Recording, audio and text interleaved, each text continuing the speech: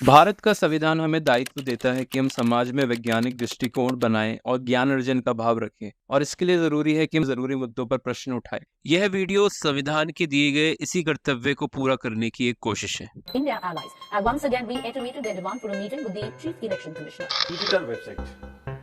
There are more than 100 questions which have been answered. Vote होगा तो उसको नहीं बताया मोकपोल होगा, उसको ही पता। वोट वही जाएगी, अदरवाइज ईवीएम के देश में चुनाव नहीं होने दिया जाएगा। मोकपोल पूरी रात मोकपोल करते रहिए, वोट पकड़ने नहीं आए। 17 में इसका डिजाइन बदल दिया गया और कांच को काला कर दिया गया। So whatever you want to ask me, there is a specific question. There is a specific. जब नया वोटर आया तो उसमें भी ये पर्ची नहीं दिख रही थी। केले का बटन छापा था लेकिन काटा नहीं, छापा लाइट चालू की वोटर को दिखाया लेकिन काटा नहीं। All the points you are mentioning have all been discussed, debated at length.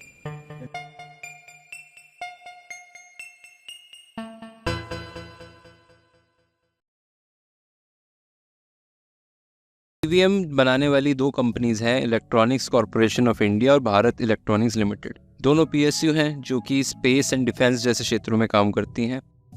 EVM की शुरुआत 1982 में एक बाई इलेक्शन में हुई थी, जो कि हुआ था केरला की नॉर्थ परावूर असेंबली कॉन्स्टिट्यूएंसी में।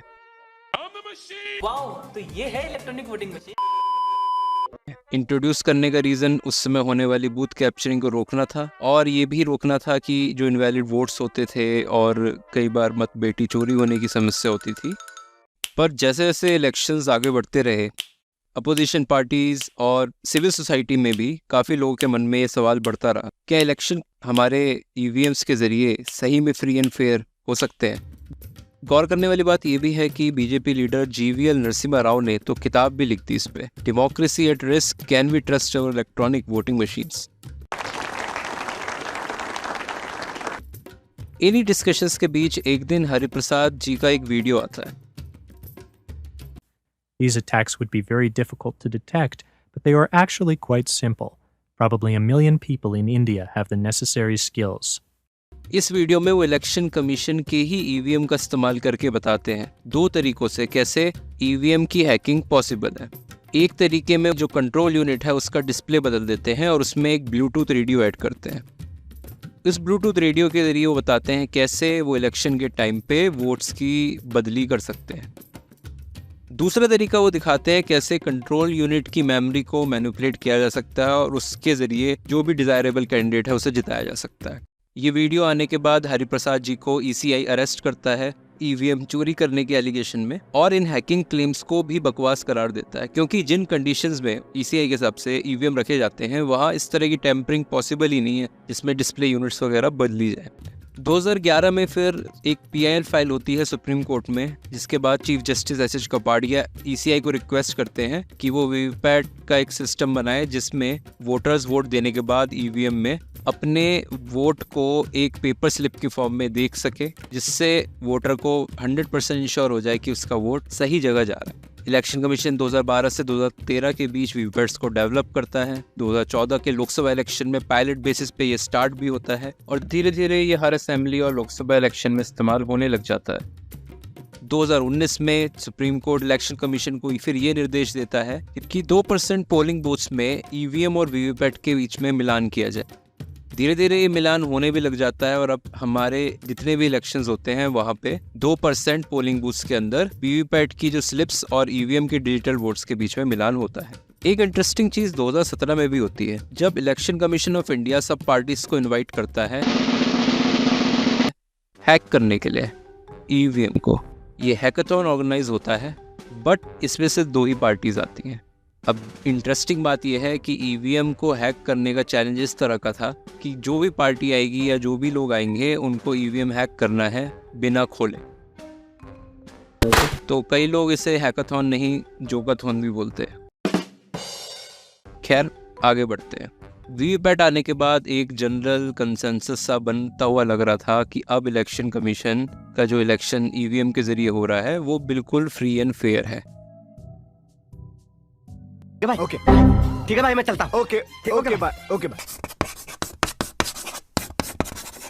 जब आप वोटिंग के लिए पोलिंग बूथ जाते हैं तो वहाँ पे आपको 3 मशीनें दिखती हैं, बैलेट यूनिट, वीवीपैट और कंट्रोल यूनिट। बैलेट यूनिट वो यूनिट है जिसमें आपको सारे कैंडिडेट्स के सिंबल दिखते हैं और आप अपने पसंदीदा कैंडिडेट के आगे वाला बटन दबा के उसको वोट देते हैं। फिर आगे होता है वीवीपैट, जिसमें आप ये चेक करते हैं कि आपने जिस कैंडिडेट को वोट किया वही कैंडिडेट की पर्ची आपको दिख रही है। 7 सेकंड के लिए लाइट जलती है और उस दौरान आप ये चेक कर सकते हैं। और कंट्रोल यूनिट में भी वही वोट रजिस्टर होता है इलेक्ट्रॉनिकली जो आपको वीवीपैट में दिखता है। ये आइडियल सिनेरियो है। और जैसा कि हमने पहले डिस्कस किया, अब 2% पोलिंग बूथ्स में मैचिंग भी कराई जाती है। तो अब क्या गुंजाइश बची, हैकिंग या फिर टेम्परिंग की? 2019 में गुजरात से एक IIT दिल्ली ग्रेजुएट और राइट टू रिकॉल पार्टी के फाउंडर राहुल मेहता वीवीपैट के बारे में कुछ ऐसा एनालिसिस देते हैं जिससे फिर से वीवीपैट EVM की विश्वसनीयता पे सवाल उठने शुरू हो जाते हैं। वो सवाल उठाते हैं मेजरली वीवीपैट के काले कांच पर। वो सबसे पहले अपने फेसबुक पे पोस्ट करते हैं और फिर यूट्यूब पे भी अपना एक एनालिसिस देते हैं। जब उन्हें लगता है इसको समझाने के लिए और एफर्ट्स की ज़रूरत है तो वो खुद एक डमी मशीन बनाते हैं और एक सॉफ्टवेयर बना के ये डिमॉन्स्ट्रेट करते हैं और फिर यूट्यूब पे इस डमी मशीन का वीडियो अपलोड करते हैं। वो इंडियन एक्सप्रेस में एक एडवर्टीजमेंट भी छपवाते हैं। ऐसा क्या था जो अपने डेमो और एडवर्टीजमेंट्स के जरिए वो लोगों को समझाना चाह रहे थे? देखते हैं उन्हीं की एक वीडियो के जरिए। नमस्कार मित्रों, मेरा नाम है राहुल चिमन भाई मेहता। मैं ये आपको दिखाना चाहता हूँ कि वीवीपैट के अंदर किस तरह का प्रोग्राम रखा जाए तो कागज के वोट कैसे बदल सकते हैं। इलेक्ट्रॉनिक वोट तो बदल ही सकते हैं, कागज के वोट कैसे बदल सकते हैं। तो ये मैंने एक डेमो के लिए ये एक बैलेट बॉक्स बनाया है। इसमें 3 कैंडिडेट है, केला यानी बनाना, एप्पल और तरबूज वाटरमेलन। और ये एक वीवीपैट जैसा दिखता है। इसमें कांच के अंदर आपको कागज की छपी हुई स्लिप दिखी। तो अभी पहले वोटर से हम वोट देते हैं, तो आप केले को वोट दीजिए और आप देखना कि ये केले को वोट दे रहे हैं और आप देखिए कि वीवीपैट में कौन सा कागज का पर्चा आया। तो वीवीपैट में आपको दिखा कि बनाना यानी केला, वो संतुष्ट होकर आगे निकल गए। आप आइए दूसरा वोट दीजिए, आप केले को वोट दीजिए। अब दूसरे वोटर को भी आप देख सकते हैं कि उनको भी केला दिखा, बनाना, तो ये भी संतुष्ट होकर आगे निकल गए। तो 2 वोटर आए, दोनों ने बनाना यानी केले को वोट दिया। तो अब देखते हैं कागज के वोट क्या निकलते हैं। तो कागज के वोट निकले 1 केला और 1 एप्पल। 2 केले निकलने चाहिए थे, 2 बनाना निकलने चाहिए थे, 0 एप्पल। तो और दोनों वोटर ने केला दिखा था, दोनों वोटर ने केले का बटन दबाया, दोनों वोटर ने केला छपा हुआ देखा, लेकिन वोट निकला 1 केला 1 एप्पल। तो ये हाथ की चालाकी नहीं है। अब मैं ये काला कांच है, काले कांच का जादू है और मेरे प्रोग्राम का जादू है। इसमें ये एक पुराने वीवीपैट की तस्वीर है, जून 2017 से पहले। उस समय ये कांच सफेद हुआ करता था, ऑर्डिनरी कांच हुआ करता था इस तरह का, लेकिन बाद में ये कांच काला रख दिया गया। तो अब मैं काला कांच हटा दूं तो आपको बताऊंगा कि कैसे ये जादू हुआ। बनाना को वोट दीजिए। तो वीवीपैट ने बनाना प्रिंट किया, लाइट चालू की इसलिए उसको दिखा काले कांच के थ्रू। और बाद में प्रोग्राम ने जादू क्या किया कि काटे बिना लाइट ऑफ कर दी। तो यदि इस तरह का कांच होता तो दूसरा वोटर है वो कंप्लेन करता, लेकिन जून 2017 में कांच बदल के काला कर दिया, वो भी front side mirror, only back side transparent. तो दूसरे वोटर आइए आप। दूसरे वोटर वो खड़े हैं ईवीएम के सामने, लेकिन उनको दिखेगा नहीं कि पीछे पर्ची छपी हुई है। यदि इस तरह का कांच होता तो उन्हें दिख जाता। अब दोबारा आप केले को वोट दीजिए। तो इस बार प्रोग्राम ने क्या किया, कुछ छापा नहीं, सिर्फ लाइट चालू कर दी। तो पहले वोटर के समय जो केला छपा था वो वही केला दूसरे वोटर को भी दिखा दिया। पहले को तो दिखाया ही था, दूसरे को भी दिखा दिया।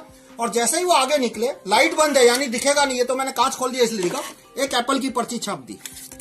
अब ये आपको क्यों दिख रहा है, क्योंकि ये कांच मैंने खुला रखा है। मान लो ये कांच बंद रखा होता तो आपको कुछ दिखता नहीं। तो इस तरह से 2 वोटर आए, दोनों ने केले को वोट दिया, लेकिन पर्चियां क्या छपी, 1 केला और 1 एप्पल। तो इस तरह से वीवीपैट में यदि इस तरह का प्रोग्राम डाला जाए और यदि कांच काला हो, जो कि आपको दिख रहा है, प्रोग्राम तो नहीं दिख रहा लेकिन कांच तो दिख रहा है ना कि जून 2017 से पहले सफेद था और आज काला है, तो इस तरह से वोट बदली संभव है। अब वास्तव में वीवीपैट में इस तरह की वोट बदली हो रही है या नहीं, हुई थी या नहीं, वो तो मैं वीवीपैट को खोल के उसका प्रोग्राम चेक करने के बाद ही बता सकता हूं। लेकिन अब ये काले कांच के पीछे कोई सफेद नियत तो मुझे दिख नहीं रही। आपको शायद दिखे तो आप डिसाइड कर सकते हो, वो आपका खुद का डिसीजन है। तो अगर कंसेक्यूटिव वोट हुए, जो कि ज़्यादातर फैमिलीज में होगा, फैमिली के ज़्यादातर लोग एक ही कैंडिडेट को वोट देते हैं, तो एक कैंडिडेट ने अगर एक्स पार्टी को वोट दिया तो दूसरी कैंडिडेट जो है उसको भी पिछले कैंडिडेट की पर्ची दिखाई जा सकती है और इस तरीके से वोटों की चोरी हो सकती है। हम ऑनलाइन भी ECI की वेबसाइट पे अलग अलग जगह जो वीडियोस देख पा रहे हैं, उसमें ये पता लगता है कि 2017 से पहले वीवीपैट का कांच ट्रांसपेरेंट होता था। ग्रेजुअली ये कांच डिफरेंट पोलिंग बूथ्स में चेंज होता रहा और ट्रांसपेरेंट की जगह काला कांच लगाया गया। अब देखिए, लेफ्ट साइड कांच ट्रांसपेरेंट है, इसलिए आप अंधेरे में भी देख पा रहे हैं पर्ची को, और वहीं राइट साइड में कांच काला है और पर्ची दिखाई नहीं दे रही। कांच जो है वो बाहर से मिरर है, तो इसका मतलब ये है कि अगर आप बाहर से फ्लैश लाइट भी मारेंगे तो आपको अंदर क्या है वो नहीं दिखेगा। अगर हम इलेक्शन कमीशन की वेबसाइट जाएं तो वहाँ पे क्वेश्चन नंबर 83 में ये बताया है कि वीवीपैट डिस्प्ले जो है उसका कांच काला क्यों है। तो उनका कहना है ये उनका एक बैलेंस बनाने का तरीका था, वोट की वेरिफिकेशन भी हो जाए और साथ साथ में वोट की सिक्रेसी भी मेंटेन हो। तो उनके हिसाब से इस टिंट से ऐसा होगा कि कोई दूसरा बंदा वोटर के अलावा स्लिप को आसानी से नहीं देख पाएगा। और उन्होंने बोला कि इनिशियली उन्होंने ट्रायल ट्रांसपेरेंट ग्लास से किया था, बट टेक्निकल कमेटी ने ये सजेस्ट किया कि इसी रंग का कांच होना चाहिए, और पार्टीज को भी डेमोन्स्ट्रेट 10 मई 2013 में इसी कांच के साथ किया गया था।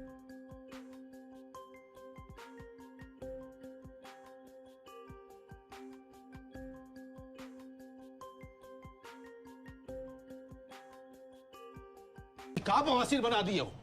तो काले कांच की वजह से वोटर को नहीं पता कि वो अपने वोट की स्लिप देख रहा है या कोई पुरानी। इसलिए ईसीआई का क्लेम कि हर वोट मतदाता वेरीफाई करता है, ये पूरी तरह से सही नहीं कहा जा सकता। तो फिर एक नेचुरल सवाल आता है कि अब वीवीपैट में काला कांच है तो फिर क्या हुआ। वीवीपैट को ऐसे पता चलेगा कि किसी कैंडिडेट को जिताना कैसे है, क्योंकि कॉन्स्टिट्यूंसी टू कॉन्स्टिट्यूंसी कैंडिडेट का नंबर तो बदलता रहता है। टैंपरिंग नहीं हो सकती, ये बताने के लिए इलेक्शन कमीशन ने ये भी हमें समझाया है कि ईवीएम की जो भी माइक्रो कंट्रोलर चिप्स होती है वो वन टाइम प्रोग्रामेबल होती है। ये ऐसी मेमोरी है जिससे आप एक बार प्रोग्राम कर दे तो दोबारा कोई बदलाव नहीं कर सकते। ये वोटिंग मशीन में इसलिए इस्तेमाल होती है जिससे बाद में मशीन के प्रोग्राम में कोई धांधली ना कर सके और ईवीएम सही तरीके से ही काम करे। तो इसी से रिगार्डिंग अभी रिसेंटली एक एफएक्यू रिलीज किया था इलेक्शन कमीशन ने, जिसमें क्वेश्चन 53 में उन्होंने माना है कि वीवीपैट के अंदर दो मेमोरीज होती है। एक होती है वन टाइम प्रोग्रामेबल जिसमें वीवीपैट का कोड है, और दूसरी मेमोरी है जिसके अंदर कैंडिडेट के सिंबल को डालते हैं, उसमें कैंडिडेट नेम और सीरियल नंबर भी स्टोर होता है। दूसरी मेमोरी की वजह से वीवीपैट अब वन टाइम प्रोग्रामेबल नहीं हुआ, और एक तरह से इलेक्शन कमीशन खुद एडमिट कर रहे हैं, चाहे उनके एग्जैक्ट वर्ड ये नहीं थे, क्योंकि हर इलेक्शन में ये इन्फॉर्मेशन किसी भी वीवीपैट में अपडेट तो करनी पड़ेगी, जिससे वीवीपैट को समझ आए कि अगर कोई बैलेट यूनिट पे बटन दबाता है तो उसे किस कैंडिडेट की पर्ची छापनी है। वीवीपैट को पता कैसे चला कि किस कैंडिडेट को एक्स्ट्रा वोट देना है? तो वो जब कैंडिडेट फाइल अपलोड होती है, सीएफ बोलते हैं कैंडिडेट फाइल, वो एक्चुअल इलेक्शन से 14 दिन पहले अपलोड होती है, तो उसमें तारीख और समय और किस कैंडिडेट को एक्स्ट्रा वोट देना है वो ऐड किया जा सकता है। इस प्रोसेस को हम सिंबल लोडिंग कहते हैं, और ये सिंबल लोडिंग यूनिट के जरिए कराया जाता है।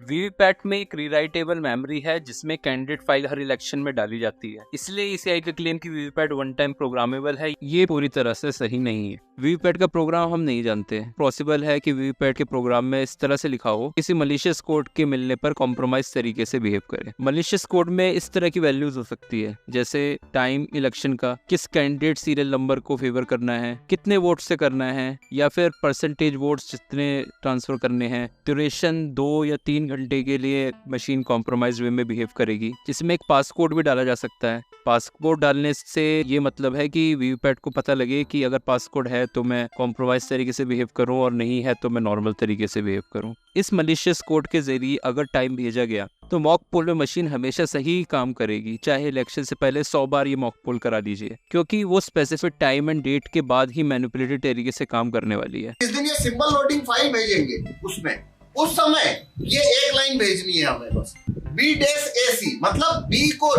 जिताना है, ए और सी का वोट को चोरी करना है। उसके बाद है 20%, मतलब 20% वोटों की चोरी करेगा वो प्रोग्राम। 20% वोट चोरी करने के बाद में प्रोग्राम चोरी करना बंद करेगा। 25/11/2023 जैसे, तो 25 तारीख को 25/11/2023 को ही प्रोग्राम ऑन होगा वोट की चोरी करने के लिए। और फिर टाइम है 9 AM to 4 PM, यानी सुबह 9 बजे वोट चोरी करना शुरू करेगा और 4 बजे शाम को वोट चोरी करना बंद कर देगा।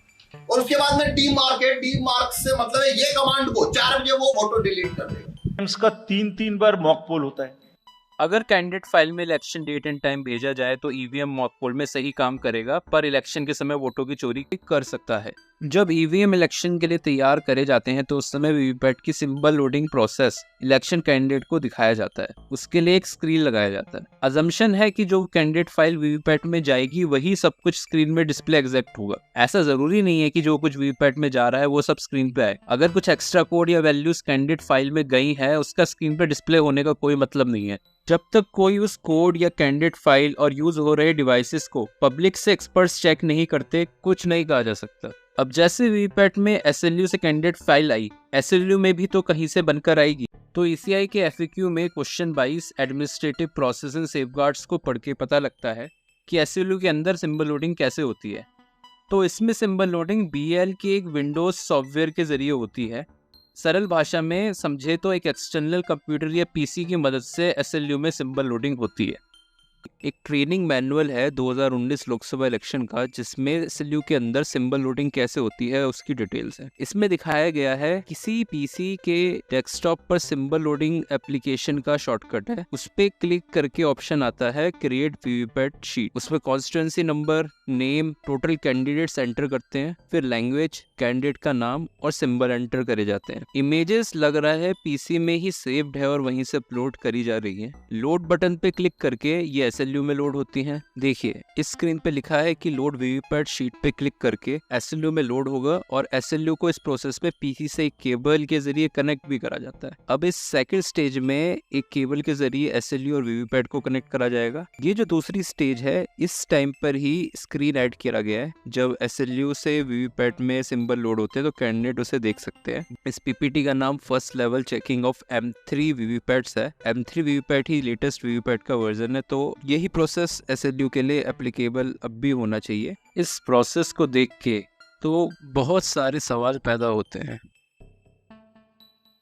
क्या पीसी जो बीएल इंजीनियर डीओ के ऑफिस में मांगते हैं और सिंबल लोडिंग के लिए इस्तेमाल करते हैं वो इंटरनेट से कनेक्टेड होता है? और हाँ, तो क्या ये क्लियर होता है वहाँ पर मौजूद सारे कैंडिडेट्स को? उनको समझाया जाता है कि इंटरनेट किस लिए इस्तेमाल हो रहा है? जो सॉफ्टवेयर है सिंबल लोडिंग एप्लीकेशन डीओ की पीसी में जो इंस्टॉल किया जाता है, क्या वो इंटरनेट के इस्तेमाल से ईसीआई के सर्वर से कनेक्ट कर डाउनलोड करते हैं, या फिर कोई एक्सटर्नल डिवाइस जैसे पेन ड्राइव में बीएल के इंजीनियर लाते हैं और उसे पीसी में इंस्टॉल करते हैं? कोई एफएक्यू या डॉक्यूमेंट मुझे तो इस बारे में नहीं मिला है। कैंडिडेट्स को कैसे विश्वास हो कि symbol loading application candidate files के अलावा कोई और इन्फॉर्मेशन या कोड ट्रांसफर नहीं कर रहा है एसएलयू में? क्योंकि फिर एसएलयू वीवीपैट के कॉन्टेक्ट में आएगा और सिंबल लोडिंग एप्लीकेशन का कोड तो ईसीआई किसी पब्लिक एक्सपर्ट से ऑडिट नहीं करवाता उस समय।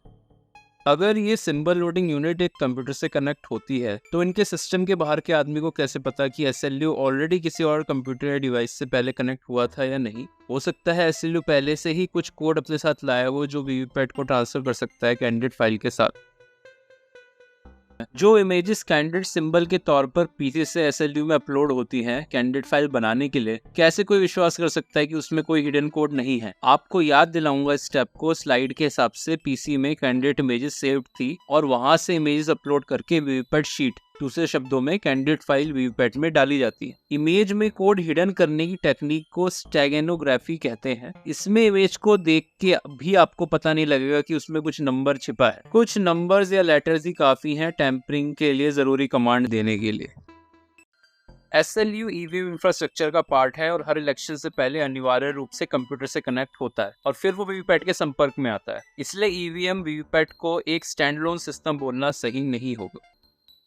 ईसीआई कहता है कि 2 बार ईवीएम्स का रैंडमाइजेशन होता है, एक बार फर्स्ट लेवल चेकिंग के समय और एक बार जब ईवीएम तैयार करे जाते हैं मेन इलेक्शंस के लिए।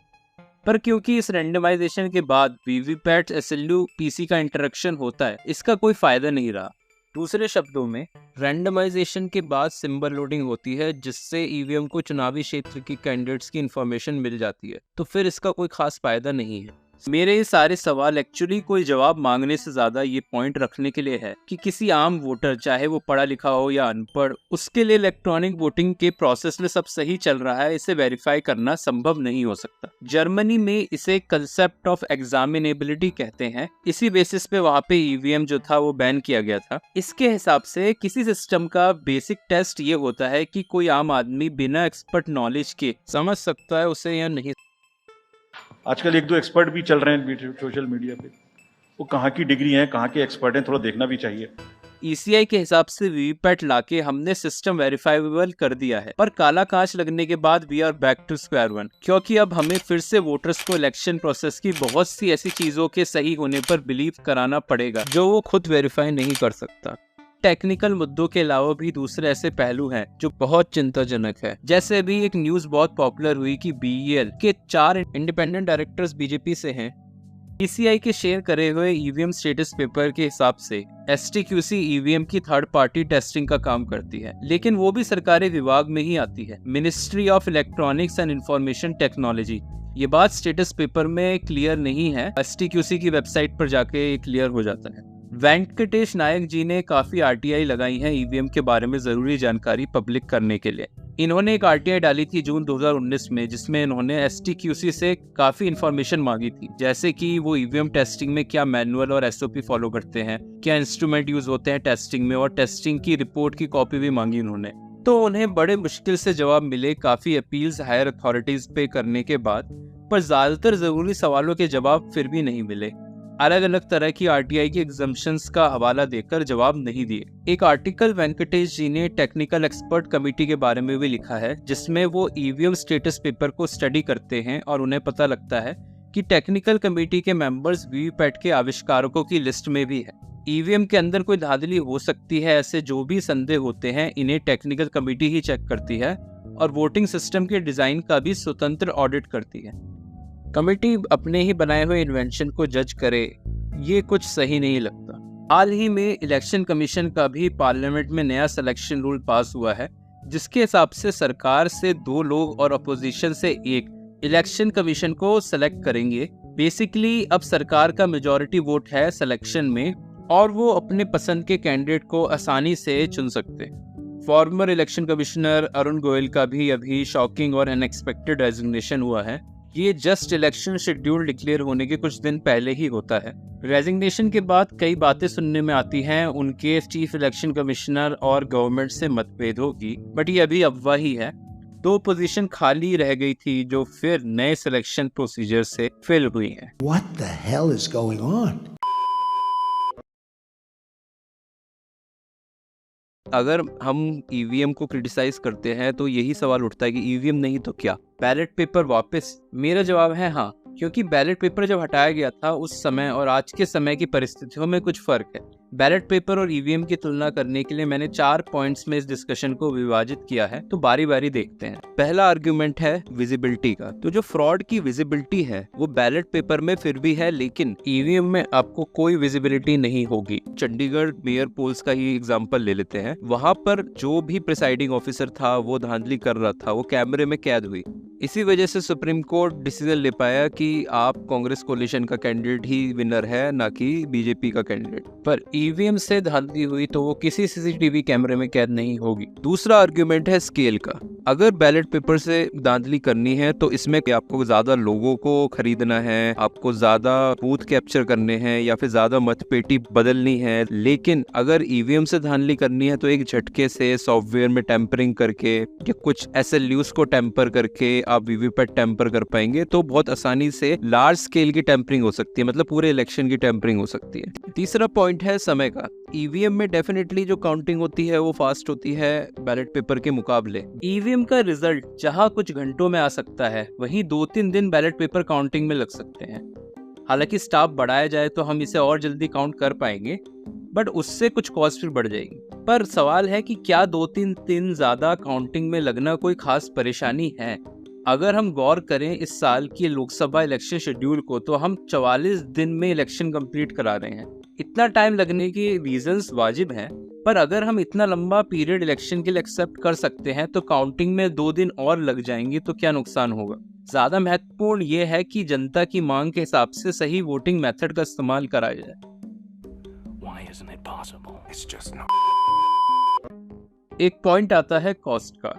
किसी एक इलेक्शन में तो खैर बैलेट पेपर EVM से सस्ता पड़ेगा, पर लंबे पीरियड को देखा जाए तो EVM से इलेक्शन का खर्चा कम होता है, क्योंकि EVM एक बार खरीदा जाता है और बैलेट पेपर बार बार। साथ में बैलेट पेपर में काउंटिंग का स्टाफ भी ज्यादा लगता है। अब मैं आपका ध्यान दिलाना चाहूंगा भारत सरकार के बजट पे। 2023-24 में बजट था 45 लाख। 5 साल से इसे गुणा करें तो ये होता है 225 लाख। अब बताइए, आप चाहते हैं कि इन 225 लाख करोड़ का इस्तेमाल सही हो, इसलिए आपके पसंद की सही सरकार आए, या फिर आप कुछ 100 या कुछ 1000 करोड़ रुपए बचाने पर ध्यान देंगे? अगर फिर भी इलेक्शन कमीशन को लगता है कि उसे फंड की कुछ कमी है, तो वो पूरे साल जनता से पैसे इकट्ठे कर सकती है। बहुत पैसा इकट्ठा होगा। खासकर छोटी पार्टियां तो काफी चंदा देंगी इन्हें, जिन्हें लगता है कि उनके अस्तित्व को ही ईवीएम से खतरा है। वो इलेक्शन के समय पोलिंग बूथ में एक दान पेटी और यूपीआई कोड लगवा सकते हैं। वहां भी लोग इन्हें बहुत फंड करेंगे जो बैलेट पेपर के समर्थक है। पीएम केयर्स फंड की कामयाबी का उदाहरण हमें भूलना नहीं चाहिए। सही बोले तो जो देश दुनिया की तीसरी सबसे बड़ी अर्थव्यवस्था बनने के अग्रसर है, उसके लिए चर्चा करना भी सही नहीं है। महमूद प्राचा और भानु प्रताप जी अलग अलग जगह प्रदर्शन करते हैं ईवीएम के खिलाफ। फिर 6 जनवरी को जंतर मंतर में हजारों लोग इकट्ठा होते हैं ईवीएम के खिलाफ प्रदर्शन करने के लिए। ईवीएम की खामियों को एक डेमो के जरिए समझाया जाता है। मेन स्ट्रीम मीडिया इसका पूरी तरह से ब्लैकआउट करता है। 31 जनवरी को बारिश में हजारों लोग जंतर मंतर में प्रदर्शन करते हैं। 22 फरवरी को दिग्विजय सिंह और उदित राज को ईवीएम के खिलाफ प्रदर्शन करने की अनुमति नहीं दी जाती और उनकी गिरफ्तारी होती है। 28 जनवरी को ईवीएम के लूपहोल्स का एक डेमोन्स्ट्रेशन होता है जयपुर प्रेस क्लब में। 11 मार्च को ईवीएम हटाओ सेना प्रेस कॉन्फ्रेंस करती है, जिसमें एक और डेमो कराया जाता है और लोगों के सवाल लिए जाते हैं। मुंबई से काफी रजिस्टर्ड पार्टीज आती हैं इस मुद्दे का समर्थन करने के लिए। ईवीएम हटाओ सेना की तरफ से राहुल मेहता जी इलेक्शन कमीशन को 40,000 का डीडी बनाते हैं। ये रिक्वेस्ट करने के लिए उन्हें ईवीएम दिया जाए, जिससे नागरिकों द्वारा भी ईवीएम का निष्पक्ष ऑडिट किया जा सके। जो वो चाह रहे हैं उसे हम ब्राजील में होने वाले इलेक्ट्रॉनिक वोटिंग मशीन के पब्लिक सेफ्टी टेस्ट से कंपेयर कर सकते हैं। ये एक फिक्स्ड इवेंट है जो वहाँ हर इलेक्शन साइकिल में कराया जाता है। एक्सपर्ट्स वोटिंग मशीन की कमियां ढूंढते हैं जो फिर इलेक्शन होने से पहले ठीक कराई जाती हैं और फिर से एक्सपर्ट्स वेरीफाई करते हैं कि ये सब ठीक हुआ या नहीं। कुछ रिक्वायरमेंट्स है वहाँ, उसे पूरा करने वाला कोई भी 18+ एज का नागरिक इस टेस्ट का पार्ट बन सकता है। वो बताते हैं कि ये डिब्बा है, वो टूल बॉक्स जैसा डिब्बा होता है। ईवीएम हटाओ सेना कुछ चिंतित नागरिकों का एक समूह है जो कोशिश कर रहा है कि सारी पार्टियां पोलिंग बूथ में बैलेट पेपर भी रखा जाए। इस मांग को आगे बढ़ाने के लिए साथ आए। इसी कोशिश का नतीजा होता है कि 143 रजिस्टर्ड पार्टियां डिमांड आगे बढ़ाती हैं कि पोलिंग बूथ में ईवीएम के साथ बैलेट पेपर भी रखा जाए। क्योंकि ईवीएम में चाहे जो भी धांधली का अंदेशा हो, कुछ लोग फिर भी ईवीएम के समर्थक है। इसलिए इस समय सबसे उचित ये होगा कि पोलिंग बूथ में हर वोटर को विकल्प मिले, जो जिस तरीके से वोट करना चाहता है वैसे करे। किसी पर कोई भी वोटिंग मेथड जबरदस्ती थोपा ना जाए। भारत अलायंस की 100 पार्टियां और इसके अलावा और दूसरी पार्टियां भी हैं जो मांग कर रही हैं कि पोलिंग बूथ में बैलेट पेपर रखा जाए। इनमें से 43 पार्टियों ने ईसीआई को लेटर भी लिखा है, ये कहते हुए कि पोलिंग बूथ में बैलेट पेपर का ऑप्शन भी रखा जाए, क्योंकि काले कांच की वजह से अब पेपर स्लिप काउंट और मैच करके भी ईवीएम की विश्वसनीयता साबित नहीं हो सकती। ये मांग भी कुछ अनोखी नहीं है। यूएसए में हर मतदाता को ऑप्शन मिलता है कि इलेक्ट्रॉनिक मेथड से वोट करें या फिर पेपर बैलेट से। वहां हर स्टेट में ही मतदाताओं को वोटिंग मेथड चूज करने का ऑप्शन मिलता है। देखिए, ये है ऑप्शन पेपर बैलेट का और ये आपको वहां 90% राज्यों में मिलेगा। वहां पेपर बैलेट पे स्टैंप नहीं होता, पर वो पेन से कैंडिडेट के आगे मार्क करते हैं, इसलिए उसे हैंड मार्क बैलेट पेपर कहते हैं।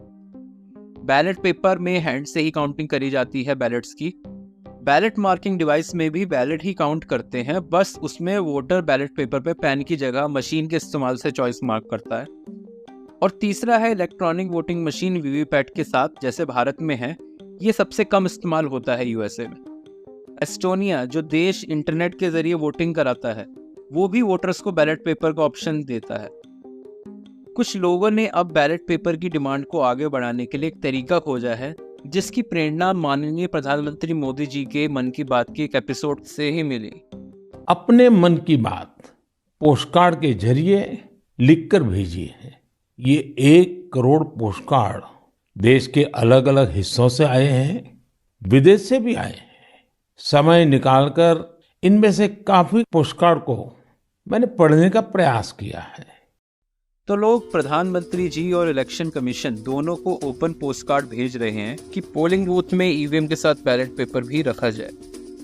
उन सभी नागरिकों और संस्थाओं को धन्यवाद जो इस मूवमेंट को आगे बढ़ाने और लोकतंत्र बचाने का काम कर रहे हैं, पर शायद उनकी आवाज हम तक नहीं पहुंची क्योंकि उन्हें मीडिया रिपोर्टिंग मिली ही नहीं। साथ साथ में ये एक बहुत दुख की बात है कि बड़े बड़े जनता की आवाज बोले जाने वाले यूट्यूबर्स भी इस इशू को सही से रिपोर्ट नहीं कर रहे हैं। ये तो अब क्लियर है कि पेपर स्लिप काउंट करके कुछ नहीं फायदा होगा, पर एक दूसरी मांग इंडिया अलायंस कर रहा है। दिग्विजय सिंह का ये ट्वीट देखिए जिसमें वो कह रहे हैं कि वोटर को उसके हाथ में पर्ची दी जाए जिसे फिर वो एक बॉक्स में खुद डाल सके। क्या ये इस समस्या का सही हल है? इस बारे में राहुल मेहता जी ने अपना मत दिया है। वो पर्ची उसके हाथ में आएगी, इस पे सिंबल छपा होगा, वोटर इसको फोल्ड करेगा और फिर वोटर उसको फोल्ड करके बाहर आएगा और बाहर आके वो डिब्बे में डालेगा। तो मजेदार बात क्या है कि इस पर्ची में 4 पर्चियां हैं, आप देख सकते हो।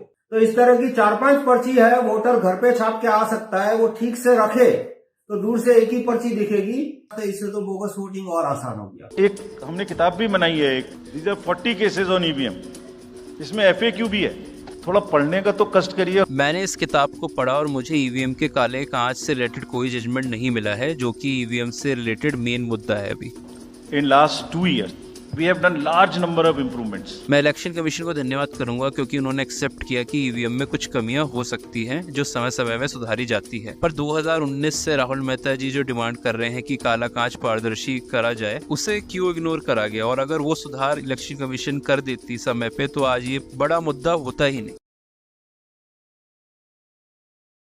तो पहले मैं सब एक बार समराइज करना चाहूंगा। इस बात से कोई फर्क नहीं पड़ता कि ईवीएम से चुनावों में कभी कोई धांधली हुई थी या नहीं। महत्वपूर्ण ये है कि आम नागरिक के नजरिए से क्या सिस्टम में कुछ कमियां हैं, क्या वोटिंग सिस्टम विश्वास पैदा करता है। ईवीएम से रिलेटेड कुछ इशू ऐसे हैं जिसमें सबसे बड़ा है वीवीपैट का काला कांच, और इस वजह से भारत के करोड़ों लोगों का विश्वास ईवीएम हासिल नहीं कर पाया है। अगर ऐसा वोटिंग के समय देखने को मिल भी जाए कि पोलिंग बूथ में 7 सेकंड के अंदर ही कुछ लोगों को स्लिप कटती हुई दिख गई, तो भी ये सब मशीन की मेहरबानी पे ही निर्भर रहेगा, क्योंकि वो कुछ लोगों को दिखाता है या कुछ लोगों को नहीं दिखाता, या सबको दिखाता है या अंधेरी में कुछ और पर्चियां छाप देता है। ये सब काले कांच वाली मशीन की मेहरबानी पर ही रहेगा। इसलिए ईवीएम हटाओ सेना की मांग है कि पोलिंग बूथ में मतपत्र यानी कि बैलेट पेपर भी रखा जाए, जिससे जिन लोगों को ईवीएम पे विश्वास नहीं वो बैलेट पेपर से वोट कर सके। बाकी इलेक्शन कमीशन की मर्जी है कि वो ईवीएम को कंटिन्यू करना चाहे या नहीं। अब भी कई चुनाव पंचायतों में बैलेट पेपर से होते हैं, तो अगर बैलेट पेपर रखा जाएगा तो ज़्यादा ट्रेनिंग की ज़रूरत नहीं पड़ेगी हमारे स्टाफ को, और मशीन से तो कम ही ट्रेनिंग बैलेट पेपर में चाहिए होती है। किसी सभ्य लोकतंत्र में एक नागरिक को हक है और जिम्मेदारी भी है कि वोटिंग सिस्टम पर ज़रूरी सवाल करे, जिससे उसमें सुधार हो और देश के लोकतंत्र की रक्षा हो। इस मांग को ना पूरा करने का मतलब ये है कि अब भी प्रशासन जनता को प्रजा की तरह देखता है, ना कि नागरिक की तरह, और वो उनकी बिल्कुल भी रिस्पेक्ट नहीं करता। इलेक्शन कमीशन के अभी के रवैये को देखे तो ये कुछ ऐसा है कि वो हमसे कह रहे हैं हमने वोटिंग मशीन बना दी है, ये सही है, यूज करना है तो करो, नहीं विश्वास तो हम कुछ नहीं कर सकते। मेरी जनता से अपील है कि अगर आप बैलेट पेपर के समर्थक हैं तो कृपया इलेक्शन कमीशन को पोस्ट कार्ड भेजें और उसकी फोटो वीडियो सोशल मीडिया पे डालें। ट्विटर पे ट्वीट करें give ballot paper option to voters election commission को। साथ में आप और किसी लीडर को भी जो लगता है कि आपके इस मुद्दे का समर्थन करेगा उसको भी आप टैग कर सकते हैं या उसको भी पोस्ट कार्ड भेज सकते हैं। हर रजिस्टर्ड पार्टी को इलेक्शन कमीशन को लेटर भेजना चाहिए और फिर उसे सोशल मीडिया पे भी डालना चाहिए। साथ में अपने चुनावी पैम्फलेट में भी बैलेट पेपर की मांग को जरूर रखें। और जो ईवीएम वीवीपैट के समर्थक हैं उन्हें कम से कम ईसीआई से ये तो बोलना चाहिए कि आपने वीवीपैट का डिजाइन ऐसा क्यों रखा जहां पे वोटर अपनी चॉइस सही से वेरीफाई कर पाए या नहीं, इस बात का डाउट रह जाए। इतना सवाल तो सभी को करना चाहिए। मैं आपको बता रहा हूँ ईवीएम के बिना नरेंद्र मोदी चुनाव नहीं जीत सकता है। राहुल गांधी जी, आप इंडिया अलायंस को रिप्रेजेंट कर रहे हैं तो इतना ढीला प्रोटेस्ट मत करिए। ईवीएम एक साइड मुद्दा नहीं हो सकता कि आप अपनी पूरी रैली की स्पीच में 2-3 लाइन ईवीएम की भी बोलकर निकल जाए। ईवीएम पे भरोसा नहीं करते तो आपका पूरा कैंपेन ही इसी पर होना चाहिए। इसमें से कागज निकलता है, वोट मशीन में नहीं है, वोट कागज में है। ठीक है, आप मशीन चलाइए मगर कागज की भी गिनती कर दीजिए। जो बहुत बड़े बड़े यूट्यूब चैनल्स हैं वो भी इस बारे में सही रिपोर्टिंग नहीं कर रहे हैं, जिस वजह से जो चंद चैनल रिपोर्टिंग कर रहे हैं उनको आसानी से प्रेशराइज करा जा रहा है कि आप अपनी वीडियो हटाओ या प्राइवेट करो, और बहुत सारी हुई भी है। इसलिए मैं सबसे दरख्वास्त करूंगा कि अपनी अपनी सब लोग वीडियोस बनाएं और खुल के आए इस मुद्दे पे।